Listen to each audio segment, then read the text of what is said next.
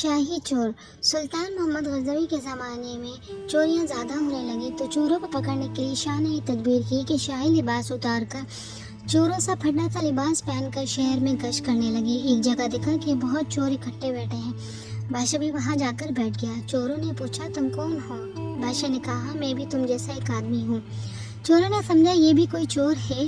انہوں نے کہا کہ ہم لوگ ماہر فن ہیں، کوئی عام چور نہیں ہے، تم اپنا کوئی ہنر بتاؤ، اگر تمہارے اندر کوئی ہنر ہوگا تو ہم تمہیں شریک کریں گے ورنہ نہیں۔ بادشاہ نے کہا آپ لوگ کیوں گھبراتے ہیں؟ آپ لوگوں میں چوری کی جو صفت ہنر اور فن ہے، میرا ہنر اس سے زیادہ پانا تو مجھے شریک کرنا ورنہ بھگا دینا۔ چوروں نے کہا اچھا اپنا ہنر بتاؤ۔ بادشاہ نے کہا میں بعد میں بتاؤں گا، پہلے تم لوگ اپنا ہنر بیان کرو۔ ایک چور نے کہا کہ میرے اندر یہ فن ہے کہ میں اونچی اونچی دیواریں پھاند کر مکان میں داخل ہو جاتا ہوں، چاہے بادشاہ کا قلعہ ہی کیوں نہ ہو۔ دوسرے نے کہا میری ناک میں یہ خاصیت ہے کہ جہاں خزانہ ہو میں مٹی سونگھ کر خزانہ بتا دیتا ہوں کہ یہاں خزانہ ہے۔ تیسرے چور نے کہا میرے بازو میں ایسی طاقت ہے چاہے کتنی موٹی دیوار ہو، گھر میں گھسنے کے لیے اس میں سوراخ کر دیتا ہوں۔ چوتھے نے کہا میں ماہر حساب ہوں، کتنا ہی بڑا خزانہ ہو چند سیکنڈ میں حساب لگا کر تقسیم کر دیتا ہوں۔ پانچویں نے کہا میرے کانوں میں ایسی خاصیت ہے کہ میں کتے کی آواز سن کر بتا دیتا ہوں کہ کتا کیا کہہ رہا ہے۔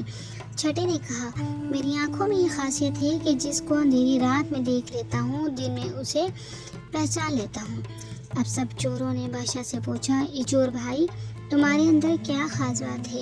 شاہ محمود نے کہا کہ بھائی میری داڑھی میں ایک خاصیت ہے کہ جب مجرمین کو پھانسی کے لیے جلاد کے حوالے کر دیا جاتا ہے اس وقت اگر میری داڑھی ہل جاتی ہے تو مجرمین پھانسی کے پھندے سے چھوٹ جاتے ہیں۔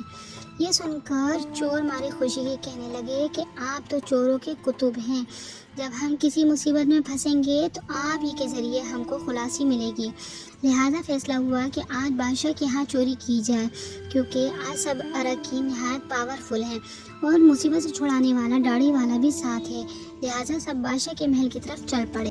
راستے میں کتا بھوکا تو کتے کی آواز پہچاننے والے نے کہا کہ بادشاہ کتا کہہ رہا ہے بادشاہ تمہارے ساتھ ہے، لیکن چور پھر بھی اپنے ارادے سے باز آئے، لہٰذا بادشاہ کے ہاں چوری ہوئی، چور نے خزانہ لوٹ لیا، جنگل میں بیٹھ کے ماہر صاحب نے سب کا حصہ تقسیم کر دیا۔ بادشاہ نے کہا سب لوگ اپنا اپنا پتہ لکھوا دیں تاکہ آئندہ جب چوری کرنا ہو تو آسانی سے جمع ہو جائیں۔ اس طرح بادشاہ نے سب کا پتہ نوٹ کر لیا۔ اگلے دن شاہ نے عدالت لگائی، پولیس والوں کو حکم دیا کہ سب کو پکڑ لاؤ۔ جب سب چور ہتھکڑیاں ڈال کر حاضر ہوئے تو بادشاہ نے کہا سب کو پھانسی کا حکم دے دیا اور کہا اس مقدمے میں کسی گواہ کی ضرورت نہیں، سلطان خود وہاں موجود تھے۔ اسی طرح قیامت کے دن بھی اللہ تعالیٰ کو کسی گواہ کی ضرورت نہیں۔ جب 6 کے 6 چور پھانسی کے تختے پر کھڑے ہو گئے تو وہ چور جس نے بادشاہ کو دیکھا تھا پہچان لیا، یہ وہی بادشاہ ہے جو رات میں ہمارے ساتھ تھا۔ وہ تختہ دار سے چلایا کہ حضور کچھ دیر کے لیے ہماری جانوں کو مان دیجیے، میں آپ سے تنہائی میں کچھ بات کرنا چاہتا ہوں۔ بادشاہ نے کہا ٹھیک ہے، تھوڑی دیر کے لیے پھانسی کو موقوف کر دو، اس کو میرے پاس بھیج دو۔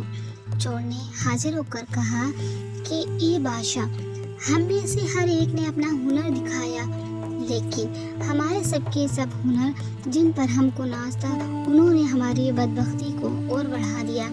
آج ہم تختہ دار پر ہیں۔ اے بادشاہ میں نے آپ کو پہچان لیا، آپ نے وعدہ فرمایا تھا کہ جب مجرموں کو تختے پر چڑھایا جاتا ہے تو اس وقت آیت کرم میں اپنی داڑھی ہل جائے تو مجرمین پھانسی سے نجات پا جاتے ہیں، لہٰذا اپنے ہنر کا ظہور فرمائیں تاکہ ہماری جان خلاصی پا جائے۔ مولانا رومی فرماتے ہیں کہ سلطان محمود نے کہا کہ تمہارے کمالات ہنر نے تو تمہاری زندگی گردنوں میں قہر کر دیا تھا، لیکن یہ شخص جو سلطان عارف تھے اسے چشم سلطان شناسی کا صدقے میں تم کو رہا کرتا ہوں۔ اس قصے کو بیان فرما کر مولانا رومی فرماتے ہیں کہ دنیا میں ہر شخص اپنا ہنر پر ناز کر رہا ہے، بڑے سے بڑے اہل ہنر مستیوں میں مگن ہیں، خدا سے غافل ہیں، لیکن قیامت کے دن ان کا یہ ہنر کوئی کام نہ آئے گا، ان کو مبتلا عذاب کر دیں گے۔ لیکن جن لوگوں نے اس دنیا میں اندھیرے میں اللہ کو پہچان لیا، نگاہ معرف پیدا کر لی، قیامت کے دن خود بھی نجات پائیں گے، ان کی سفارت گناہ گاروں کے حق میں قبول کی جائے گی۔ شکریہ۔